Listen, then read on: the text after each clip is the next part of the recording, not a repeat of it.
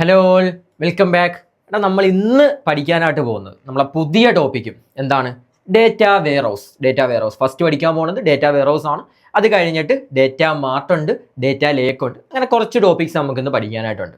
അപ്പോൾ നമുക്ക് നോക്കാം ഓരോ ടോപ്പിക്കും എന്താണെന്ന്. അപ്പോൾ അധികം സ്റ്റെപ്പ് ബൈ സ്റ്റെപ്പ് ആയിട്ട് നോക്കാം. അപ്പം നിങ്ങൾ അതിന് മുമ്പ് ജസ്റ്റ് ഒന്ന് റിവൈസ് ചെയ്യേണ്ട ടോപ്പിക് ഏതാണ്? ഡേറ്റാബേസ്. ഡേറ്റാബേസ് എന്താണെന്ന് എല്ലാവരും ഒന്ന് മൈൻഡിൽ ആലോചിച്ചേ. നമ്മൾ പഠിച്ചതാണ്, ജസ്റ്റ് ഒന്ന് മൈൻഡിൽ ആലോചിക്കുക. അത് വെച്ചിട്ട് കമ്പയർ ചെയ്യാൻ നമുക്ക് പറ്റണം, ഓരോന്നിനെയും പ്രോപ്പർലി കമ്പയർ ചെയ്യാനായിട്ട് പറ്റണം. ഓക്കെ, നമുക്ക് ഫസ്റ്റ് ടോപ്പിക്കിലേക്ക് പോവാം. ഡേറ്റ വെയർഹൗസ് എന്താണ്? ഡേറ്റ വെയർഹൗസ് എന്ന് പറഞ്ഞാൽ ഡേറ്റാസിനെ സ്റ്റോർ ചെയ്ത് വെക്കുന്ന ഏരിയ ആണ്. ഡേറ്റാസിനെ സ്റ്റോർ ചെയ്ത് വെക്കുന്ന ഏരിയ ആണ്. അപ്പോൾ നമ്മൾ ആലോചിക്കും, ഡേറ്റാ ബേസും അത് തന്നെയല്ലേ, ഡേറ്റാസിനെ സ്റ്റോർ ചെയ്ത് വെക്കുന്ന ഏരിയ അല്ലേ, കോമൺ ഏരിയ അല്ലേ. പക്ഷേ ഇവിടെ വ്യത്യാസമുണ്ട്. നമ്മൾ ആ കോപ്പിയാണ്, എല്ലാ ഡേറ്റാസിൻ്റെയും ഒരു കോപ്പി നമ്മൾ എടുത്തിട്ട് എന്ത് ചെയ്ത് വെക്കുവാണ്? സ്റ്റോർ ചെയ്ത് വെക്കുവാണ്, കോപ്പി. അപ്പോൾ ഒറിജിനൽ ഫയൽ എവിടേക്കാണ് പോയി? ഡേറ്റാബേസിലേക്ക് പോയി. ഇവിടെ എന്താണ്? അതിൻ്റെയൊക്കെ ഒരു കോപ്പിയാണ് വെച്ചിരിക്കുന്നത്. കോപ്പി എന്ന് പറഞ്ഞാൽ അതേപോലെ ഇപ്പം ഡേറ്റാബേസിലേക്ക് ഒരു ട്രാൻസാക്ഷൻ നമ്മൾ വെച്ചു, ഇത് അതേപോലെ എടുത്തിട്ട് ഡേറ്റാ വെയർഹൗസിൽ കോപ്പി എടുത്ത് വെക്കുവല്ല, ചെറിയ വ്യത്യാസങ്ങളുണ്ട്, പറഞ്ഞുതരാം. നമുക്ക് കമ്പയർ ചെയ്ത് പഠിച്ചു പോവാം. അതാണ് ഒന്നും കൂടെ കോൺസെപ്ച്വലി ക്ലിയർ ആവുന്നത്. ഡേറ്റാബേസ് നമ്മൾ യൂസ് ചെയ്യുന്നത് അല്ലെങ്കിൽ നമ്മൾ സേവ് ചെയ്യുന്നത് എല്ലാ ദിവസത്തെയും അല്ലെങ്കിൽ ഒരു ദിവസം അല്ലെങ്കിൽ എല്ലാ ദിവസത്തെയും ഡെയിലി ട്രാൻസാക്ഷൻസ് നമ്മൾ എന്ത് ചെയ്യും? ഡേറ്റാബേസിൽ നമ്മൾ റെക്കോർഡ് ചെയ്യും അല്ലെങ്കിൽ സ്റ്റോർ ചെയ്ത് വെക്കാറുണ്ട്. പക്ഷേ ഇവിടെ വരുമ്പോൾ ഡെയിലി ട്രാൻസാക്ഷൻസ് ഒന്നും നമ്മൾ സേവ് ചെയ്യാറില്ല അല്ലെങ്കിൽ എന്ത് ചെയ്യാൻ വേണ്ടിയില്ല, സ്റ്റോർ ചെയ്ത് വെക്കാറില്ല. ഇവിടെ നമ്മൾ ചെയ്യുന്നത്, നമ്മൾ ഈ ഒരു ഡേറ്റാസ് ഇല്ലേ, ഇതിനെ ഒന്ന് സോർട്ട് ചെയ്യും. ആദ്യം ഒന്ന് സോർട്ട് ചെയ്തിട്ട് നമ്മൾ നല്ല രീതിയിൽ ഒരു സ്ട്രക്ചർ ആക്കി മാറ്റും, നല്ലൊരു സ്ട്രക്ചേർഡ് ഫോമിലേക്ക് മാറ്റും. ഞാൻ വർക്കിംഗ് ഒക്കെ പറഞ്ഞു തരാം, എങ്ങനെയാണ് നമ്മൾ സ്റ്റോർ ചെയ്യുന്നതെന്നൊക്കെ പറഞ്ഞുതരാം. സ്ട്രക്ചേർഡ് ഫോമിലാക്കിയിട്ട് നമ്മൾ എന്ത് ചെയ്യും? കോപ്പി എടുത്ത് വെക്കും. അതായത് ഓരോ ട്രാൻസാക്ഷൻസ് വെക്കുന്നതിന് പകരം വേണമെങ്കിൽ നമുക്ക് ഒരു ദിവസത്തെ ട്രാൻസാക്ഷൻസ് ഫുള്ളായിട്ട് എടുത്ത് വെക്കാം, അല്ലെങ്കിൽ ഒരു മന്തിലതെടുത്ത് കമ്പൈൻ ചെയ്തിട്ട് വെക്കാം. ആ രീതിയിൽ ഒരു സ്ട്രക്ചർ ഉണ്ടാക്കും. എന്നിട്ട് എന്ത് ചെയ്യും? മറ്റേടത്തുള്ള ഡേറ്റാബേസിലുള്ള അതേ ഡേറ്റാസിനെ ഒന്ന് സ്ട്രക്ചർ ആക്കിയിട്ട് അതിൻ്റെ ഒരു കോപ്പി സൂക്ഷിക്കുക. എന്തിനു വേണ്ടിയിട്ടായിരിക്കും? ഡേറ്റാബേസിലേക്ക് വരുമ്പോൾ ഡേ ടു ഡേ ഉള്ള എല്ലാ ട്രാൻസാക്ഷൻസും ഉണ്ടായിരിക്കും. കുറച്ച് കഴിയുമ്പോൾ നമ്മൾ അതിനകത്ത് റിമൂവും ചെയ്യും. പക്ഷേ ഡേറ്റാ വെയർഹൗസ് എന്ന് പറയുന്നത് ഒരു ലോങ് ടൈമിലേക്കുള്ളതാണ്. ഒരു ലോങ് ടൈമിലേക്ക് നമ്മൾ ഡേറ്റാസിനെ സമ്മറൈസ് ചെയ്തിട്ട് അല്ലെങ്കിൽ ഒരു സ്ട്രക്ചർ ചെയ്തിട്ട് സ്റ്റോർ ചെയ്ത് വെക്കുന്നതാണ് ഡേറ്റാ വെയർഹൗസ് എന്ന് പറയുന്നത്. എന്തിനു വേണ്ടിയിട്ടാണ്? ഡിസിഷൻസ് എടുക്കാൻ വേണ്ടി യൂസ് ചെയ്യാം. ഈ ഡേറ്റാസ് എടുത്ത് നമുക്ക് അനലൈസ് ചെയ്യാനും റിപ്പോർട്ട് ചെയ്യാനും ഒക്കെ എടുക്കാം. ഓക്കെ, നമുക്ക് എന്തെങ്കിലും ഡേറ്റാസിനെ അനലൈസ് ചെയ്യണമെങ്കിൽ നമുക്ക് കുന്നുകൂടി കിടക്കുന്ന ഡേറ്റാസിനെ പോയിട്ട് എല്ലാ ദിവസത്തെയും ഡേറ്റാസിനെ പോയിട്ട് ഡേറ്റാബേസിൽ നിന്ന് എടുത്തിട്ട് കാര്യമുണ്ടോ? ഇല്ല. പകരം അതിൻ്റെ ഒരു സമ്മറൈസ്ഡ് അല്ലെങ്കിൽ സ്ട്രക്ചേർഡ് ഫോം ഉണ്ടെങ്കിൽ ഒന്നും കൂടെ സിമ്പിൾ ആയിരിക്കും. അപ്പോൾ അതിന് വേണ്ടിയിട്ടാണ് നമ്മൾ എന്ത് യൂസ് ചെയ്യുന്നത്? ഡേറ്റാ വെയർഹൗസ് യൂസ് ചെയ്യുന്നത്. വ്യത്യാസം മനസ്സിലായില്ലേ? എന്താണ് ഫസ്റ്റ് മനസ്സിലാക്കേണ്ടത്? ഒരു കോപ്പിയാണ് ഹിസ്റ്റോറിക്കൽ ഡേറ്റയുടെ. ഇതിനെ നമ്മൾ ഫുൾ റെക്കോർഡ് ചെയ്യുന്നതിന് പകരം അതിൻ്റെ ഒരു ഷോർട്ട് അല്ലെങ്കിൽ സമ്മറൈസ്ഡ് ആയിട്ട് സ്ട്രക്ചർ ചെയ്തിട്ടായിരിക്കും നമ്മൾ എന്ത് ചെയ്യുന്നത്? ഡേറ്റാ വെയർഹൗസിൽ സൂക്ഷിക്കുന്നത്. ഒരു ലോങ്ങർ പീരീഡിലേക്കായിരിക്കും ഡിസിഷൻ എടുക്കാനും. ഡേറ്റാ മൈനിങ് നമ്മൾ പഠിക്കും. ഡേറ്റാ മൈനിങ്ങും ബിസിനസ് ഇൻ്റലിജൻസ് ഇതും നമ്മൾ പഠിക്കും. ഓക്കെ, ഇതിനൊക്കെ വേണ്ടിയിട്ട് നമ്മൾ യൂസ് ചെയ്യുന്നതാണ് ഡേറ്റാ വെയർഹൗസ് എന്നുള്ളത്. ക്ലിയർ അല്ലേ? സെറ്റ് അല്ലേ? അങ്ങനെയാണെങ്കിൽ നമുക്ക് ഇതിൻ്റെ കീ പോയിന്റ്സ് കുറച്ച് നോക്കാനുണ്ട്, അതുകൂടി നോക്കാം. എന്താ? നമ്മൾ ഇവിടെ സ്റ്റോർ ചെയ്യുന്നത് ക്ലീൻ യൂണിഫോം ഹിസ്റ്റോറിക്കൽ ഡേറ്റ. എല്ലാ ഡിപ്പാർട്ട്മെന്റിലെയും ഡേറ്റാസ് എടുക്കും, എല്ലാവരും അതിലേക്ക് സ്റ്റോർ ചെയ്യില്ല. അതിനെ നല്ല രീതിയിൽ ക്ലീൻ ആക്കി. യൂണിഫോം എന്ന് പറഞ്ഞാൽ ഒരേ ഫോർമാറ്റ് ആക്കുക അല്ലെങ്കിൽ സ്ട്രക്ചർ ചെയ്യുക. ഇപ്പോൾ വീഡിയോസിനെ എല്ലാം നല്ലൊരു സ്ട്രക്ചർ ഒരു ഫോൾഡറിലേക്ക് ആക്കി ആ രീതിയിൽ സ്ട്രക്ചർ ചെയ്തിട്ടായിരിക്കും നമുക്ക് പെട്ടെന്ന് ഔട്ട് എടുക്കാൻ പറ്റുന്ന രീതിയിലേക്കായിരിക്കും നമ്മൾ എന്ത് ചെയ്യുക? ഡേറ്റാ വെയർഹൗസിൽ സ്റ്റോർ ചെയ്യുക. ഓക്കെ അല്ലേ? ഇനി എന്താ?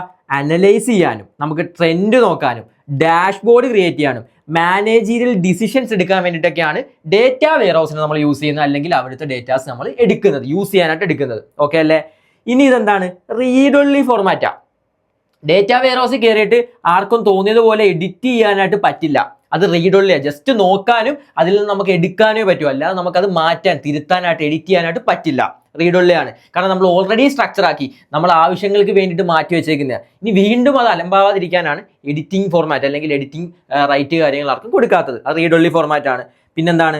ഇതിനകത്ത് റിയൽ ടൈം ലേറ്റസ്റ്റ് ഡേറ്റ ആയിരിക്കില്ല. ഞാൻ പറഞ്ഞു, നമ്മളെ കമ്പനിയിൽ നടക്കുന്ന എല്ലാ ട്രാൻസാക്ഷൻസും നമ്മൾ കൊണ്ട് ചെയ്യില്ല. നമ്മൾ അതിനൊന്ന് സ്ട്രക്ചർ ആക്കി കുറച്ച് കഴിഞ്ഞിട്ട് അതിൻ്റെ ഒരു സമ്മറൈസ്ഡ് ഫോമിലേ ചെയ്യൂ. സോ റിയൽ ടൈം ഡേറ്റ ഇവിടെ ഉണ്ടാവില്ല. അതെവിടെ ഉണ്ടാവുക? ഡേറ്റാബേസിലായിരിക്കും ഉണ്ടാവുക. വ്യത്യാസങ്ങൾ മനസ്സിലാവുന്നില്ലേ? ഇനി എന്താ? നമുക്ക് ഇതിന് എന്തിനു വേണ്ടിയിട്ട് ഉപയോഗിക്കാം? പാറ്റേൺസ് കണ്ടുപിടിക്കാൻ. ഏതാണ്? എക്സാമ്പിൾ, നമുക്കിപ്പം ഒരുപാട് കസ്റ്റമേഴ്സ് ഉണ്ടായിരിക്കും. ഇതിൽ നമുക്ക് ഏറ്റവും പ്രോഫിറ്റബിൾ കസ്റ്റമർ ഏതാണ്, അല്ലെങ്കിൽ നമ്മളെ സെയിൽ ട്രെൻഡ് എന്താണ്, ഈ മാസങ്ങളിൽ നമുക്ക് എത്ര സെയിൽ നടന്നു, കഴിഞ്ഞ മാസം നമ്മൾ ഏത് മാസത്തിലാണ് ട്രെൻഡ് വരുന്നത്, അതേ രീതിക്ക് ഡിസിഷനിലേക്ക് പോകാൻ പറ്റുന്ന രീതിയിലായിരിക്കും നമ്മൾ എന്ത് ചെയ്ത് വെച്ചിട്ടുണ്ടാവുക, ഡേറ്റാസിനെ സ്ട്രക്ചർ ചെയ്തിട്ടുണ്ടാവുക. ഓക്കെ അല്ലേ, സെറ്റ് അല്ലേ? നമുക്ക് അങ്ങനെയാണെങ്കിൽ എങ്ങനെയാണ് ഡേറ്റാസിനെ എൻട്രി ചെയ്യുന്നത് അതുകൂടെ നോക്കാം. നമ്മൾ ആദ്യം എന്ത് ചെയ്യും, പല സിസ്റ്റത്തിൽ നിന്നും ഡേറ്റാസ് കളക്ട് ചെയ്യും, പല ഡിപ്പാർട്ട്മെന്റിൽ നിന്നും അല്ലെങ്കിൽ പല സ്ഥലത്ത് നിന്നും ഡേറ്റാസിനെ നമ്മൾ കളക്ട് ചെയ്യും. ഈ കളക്ട് ചെയ്ത ഡേറ്റാസിനെ നമ്മൾ എന്ത് ചെയ്യും, ക്ലീൻ ചെയ്യും. അതിനകത്ത് എന്തെങ്കിലുമൊക്കെ പ്രശ്നങ്ങളുണ്ടോ, എറേഴ്സ് ഉണ്ടോ, കാര്യങ്ങളൊക്കെ നോക്കും. എന്നിട്ട് എന്ത് ചെയ്യും, ഒരു കോമൺ ഫോർമാറ്റിലേക്ക് കൺവേർട്ട് ചെയ്യും. അതായത് ടേബിൾ ആയിട്ടോ അല്ലെങ്കിൽ വീഡിയോ ഫയൽ ആണെങ്കിൽ വേറെ. അപ്പോൾ ആ രീതിയിൽ എന്ത് ചെയ്യും, ഫോർമാറ്റ് ചെയ്യും. ഇപ്പം ഈ ഒരു പ്രോസസ്സിനെ പറയുന്നതാണ് സ്കീമ ഓൺ റൈറ്റ്. പേര് കേട്ട് പേടിക്കണ്ട. എടാ നമുക്ക് 2 സ്കീമയാണുള്ളത്, സ്കീമ ഓൺ റൈറ്റും സ്കീമ ഓൺ റീഡും. ഞാൻ പറഞ്ഞുതരാം, നമുക്ക് സ്കീമ ഓൺ റീഡ് വരുന്നുണ്ട്. അപ്പോൾ സ്കീമ ഓൺ റൈറ്റ് നിങ്ങൾ സിമ്പിൾ ആയിട്ട് ആലോചിക്കുക. എടാ നമ്മൾ എന്തെങ്കിലും എഴുതിയാലേ നമുക്ക് എന്ത് ചെയ്യാൻ വേണ്ടി പറ്റൂ, അത് വായിക്കാൻ പറ്റൂ. അല്ലാതെ നമുക്ക് എഴുതാത്തൊരു കാര്യം വായിക്കാൻ വേണ്ടി പറ്റുമോ, ഒരിക്കലും ഇല്ല. അപ്പം നമ്മൾ എപ്പോഴാണോ സ്റ്റോർ ചെയ്ത് വെക്കുന്ന സമയത്ത് ഡേറ്റാസിനെ സ്ട്രക്ചർ ആക്കുന്നതിനെയാണ്, അതായത് സ്ട്രക്ചർ ആക്കി നല്ല വൃത്തിക്ക് സ്റ്റോർ ചെയ്ത് വെക്കുകയാണെങ്കിൽ അതിനെയാണ് സ്കീമ ഓൺ റൈറ്റ് എന്ന് പറയുന്നത്. അല്ലെങ്കിൽ എഴുതുമ്പോൾ വൃത്തികേടായിട്ട് എഴുതിയിട്ട് വായിക്കുന്ന സമയത്ത് നല്ല വൃത്തിക്ക് നമ്മൾ എഴുതിയാൽ എങ്ങനെ ഇരിക്കും, അതേപോലെ എന്താണ്, എഴുതുമ്പോൾ തന്നെ നമ്മൾ എന്ത് ചെയ്യും, നല്ല വൃത്തിക്ക് എഴുതും. അല്ലെങ്കിൽ സ്റ്റോർ ചെയ്യുന്ന ടൈമിൽ തന്നെ നല്ല സ്ട്രക്ചർ ആയിട്ട് സ്റ്റോർ ചെയ്യും. ഓക്കെ അല്ലേ, സെറ്റ് അല്ലേ? അപ്പോൾ അതിനെയാണ് സ്കീമ ഓൺ റൈറ്റ്. അതല്ലേ നമ്മളിവിടെ പറഞ്ഞേക്കുന്നത്. ഇതിനെന്താവും, ഒരു കോമൺ ഫോർമാറ്റിലേക്ക് കൺവേർട്ട് ചെയ്തിട്ടായിരിക്കും നമ്മൾ എന്ത് ചെയ്യുന്നത്, ലോഡ് ചെയ്ത് വെക്കുന്നത് അല്ലെങ്കിൽ സ്റ്റോർ ചെയ്യുന്നത്. ഇനി എന്താ, ഈ ട്രാൻസ്ഫോമർ ഡേറ്റ എന്ത് ചെയ്യും, നമ്മൾ ഡേറ്റ വെയർ ഹൗസിലേക്ക് സ്റ്റോർ ചെയ്ത് വെക്കും. എന്തിനു വേണ്ടിയിട്ട്, അനലൈസ് ചെയ്യാനും മറ്റുമൊക്കെ ആയിട്ട്. സിമ്പിൾ അല്ലേ, ഓക്കെ അല്ലേ? കമ്പനി കളക്ട്, നമുക്കൊരു എക്സാമ്പിൾ നോക്കാം. Sales data, production data, customer data പല സിസ്റ്റത്തിൽ നിന്നും ഇതിൽ നിന്നും എടുത്തിട്ട് നമ്മൾ എന്ത് ചെയ്യും, ഡേറ്റ വെയർ ഹൗസിലേക്ക് എടുത്തു വെക്കും. എന്തിനാ, ഇത് നമുക്ക് എന്ത് ചെയ്യാൻ വേണ്ടി പറ്റും, ഏത് പ്രൊഡക്റ്റ് ആണ് കൂടുതൽ സെല്ല് ചെയ്തേക്കുന്നത് ആ സീസണിൽ, അതേപോലത്തെ കാര്യങ്ങൾ നമുക്ക് പെട്ടെന്ന് ഔട്ട്പുട്ട് ആയിട്ട് എടുക്കാനായിട്ട് പറ്റും. ഡേറ്റാ ബേസിൽ പോയാൽ ഒരുപാടുണ്ട്, ഡേ ടു ഡേ രീതിയിലാണ് കിടക്കുന്നത്. ഇവിടെ സമ്മറൈസ്ഡ് ആയിട്ട് സ്ട്രക്ചർ ആയിട്ടായിരിക്കും ഉണ്ടാവുക. വ്യത്യാസം മനസ്സിലായില്ലേ? അങ്ങനെയാണെങ്കിൽ നമുക്ക് ഈ ഒരു വീഡിയോയിൽ ഡേറ്റ മാർട്ട് കൂടി നോക്കാം. ഡേറ്റ വെയർ ഹൗസുമായിട്ട് കണക്റ്റഡ് ആണ് ഡേറ്റ മാർട്ട്. ഡേറ്റ മാർട്ട് എന്ന് പറഞ്ഞാൽ ഒന്നുമില്ലടാ, സിമ്പിളാണ്. ഈ ഡേറ്റ വെയർ ഹൗസിൻ്റെ ഒരു സ്മോൾ പാർട്ടിനെയാണ്, അതായത് ഡേറ്റ വെയർ ഹൗസ് എന്ന് പറയുന്നത് ഇത്രയും ഉണ്ട്. ഇതിനെ നമ്മളിങ്ങനെ പീസായിട്ട് ഡിവൈഡ് ചെയ്തു. ഓക്കെ, പീസായിട്ട് ഡിവൈഡ് ചെയ്തു. ഇതിൽ ഒരു പീസിനെയാണ് ഡേറ്റ മാർട്ട് എന്ന് പറയുന്നത്. ഡേറ്റ വെയർ ഹൗസ് എന്ന് പറയുമ്പോൾ ആ കമ്പനിയിലെ ഫുൾ ഡേറ്റാസ് ഉണ്ടായിരിക്കും, എല്ലാ ഡിപ്പാർട്ട്മെന്റിലും. അപ്പം അത് എല്ലാവർക്കും ആക്സസ് കൊടുത്താൽ നിങ്ങൾ ആലോചിച്ച് നോക്കിയേ, വേണ്ടാത്ത ഡേറ്റയിലേക്ക് ആളുകൾക്ക് ആക്സസ് കൊടുക്കേണ്ട കാര്യമില്ല. ഇപ്പൊ സെയിൽസ് ഡിപ്പാർട്ട്മെന്റിന് ഏത് ഡേറ്റ ആണോ വേണ്ടത് അതിലേക്ക് മാത്രം ആക്സസ് കൊടുക്കുക, പ്രൊഡക്ഷൻ ഏതാണോ വേണ്ടത് അതിലേക്ക് മാത്രം കൊടുക്കുക. അപ്പൊ അങ്ങനെ ആക്സസ് കൊടുക്കാൻ വേണ്ടിയിട്ട് എന്ത് ചെയ്യും, നമ്മൾ ഇതിനെ പല പല പീസസ് ആയിട്ട് മാറ്റും. അതിൽ ഓരോ പീസിനെ നമ്മൾ പറയുന്നതാണ് ഡേറ്റ മാർട്ട് എന്നുള്ളത്. ഓക്കെ അല്ലേ? നമുക്കൊന്ന് വായിച്ചു നോക്കാം. എന്താണ്, ഡേറ്റ വെയർ ഹൗസിന്റെ ഒരു സ്മോൾ പാർട്ടാണ് created for A specific department. ഞാൻ പറഞ്ഞതുപോലെ സെയിൽസിന് ഒരു പീസ് കൊടുക്കും, നിങ്ങൾ ഇതെടുത്തോ, അവർക്ക് അതായിരിക്കും ആവശ്യമുള്ളത്. പ്രൊഡക്ഷന് വേറെ ഒരു പീസ് കൊടുക്കും, അവർക്ക് ആവശ്യമുള്ളത്. ഇനി പർച്ചേസിന് വേറെ, HR വേറെ, അതേപോലെ ഓരോ ഡിപ്പാർട്ട്മെന്റ്സിനും ആവശ്യമുള്ള ഡേറ്റാസ് ഏതാണോ അത് മാത്രം, അതിലേക്ക് മാത്രം അവർക്ക് ആക്സസ് കൊടുക്കുകയാണ്. അതിന് വേണ്ടിയിട്ട് നമ്മൾ എന്ത് ചെയ്യും, ഇതിനെ സെപ്പറേറ്റ് പീസസ് ആക്കും. അതിനെയാണ് ഡേറ്റ മാർട്ട് എന്ന് പറയുന്നത്. Okay, it gives users access only to the data they need. അവർക്ക് ആവശ്യമുള്ളതിലേക്ക് മാത്രം അവർക്ക് ആക്സസ് കൊടുക്കും, എല്ലാം കൂടെ വാരി കൊടുക്കാതെ ആവശ്യമുള്ളത് മാത്രം കൊടുക്കുന്നു.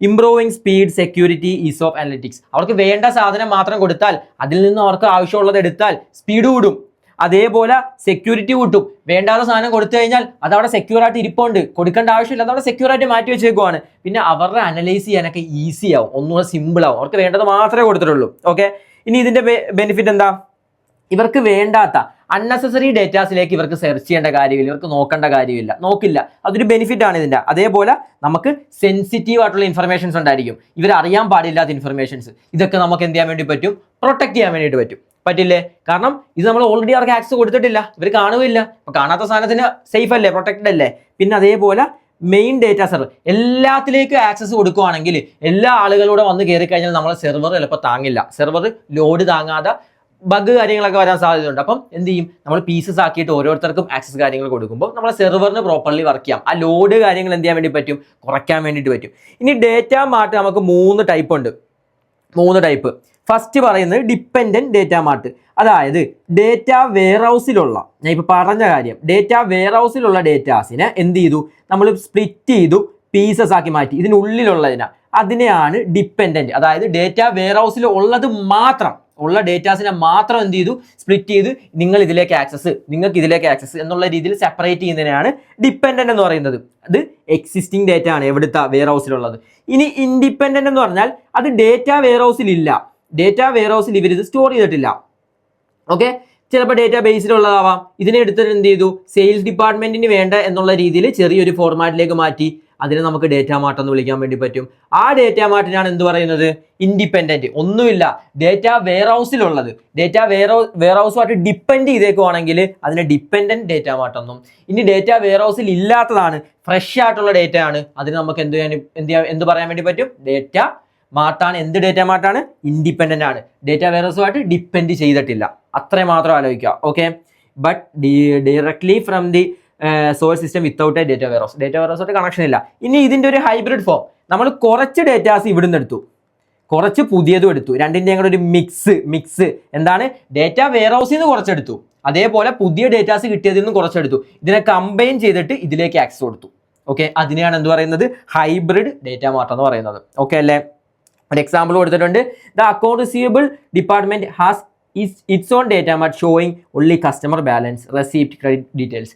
അക്കൗണ്ട്സ് റിസീവബിൾ എന്താ വേണ്ടത്, ഇനി കസ്റ്റമേഴ്സിന്റെ കയ്യിൽ നിന്ന് എത്ര ബാലൻസ് കിട്ടാനുണ്ട്, അതേപോലെ എത്ര നമുക്ക് കളക്ട് ചെയ്തു, റെസീപ്റ്റ്സ് എത്ര ആണ്, അതേപോലെ നമുക്ക് എന്തെങ്കിലും ക്രെഡിറ്റിന്റെ ഡീറ്റെയിൽസ് എത്ര കടമുണ്ട്, ബാഡ് ഡെറ്റ് ഉണ്ട്, ആ കാര്യങ്ങളൊക്കെയാണ് അവർക്ക് അറിയേണ്ടത്. സോ അതിന്റെ ഡേറ്റ മാത്രം അവർക്ക് കൊടുക്കുക. അതിനാണ് എന്ത് പറയുന്നത്, ഡേറ്റ മാർട്ട് എന്ന് പറയുന്നത്. അപ്പോൾ നമ്മൾ രണ്ട് കാര്യം ഈ വീഡിയോയിൽ പഠിച്ചു. എന്തൊക്കെയാണ്, ഡേറ്റ വെയർ ഹൗസും ഡേറ്റ മാർട്ടും. ഇതും ഡേറ്റാ ബേസുമായിട്ട് നിങ്ങൾക്ക് കമ്പയർ ചെയ്യാൻ വേണ്ടി പറ്റണം, കണക്ട് ചെയ്യാനായിട്ട് പറ്റണം.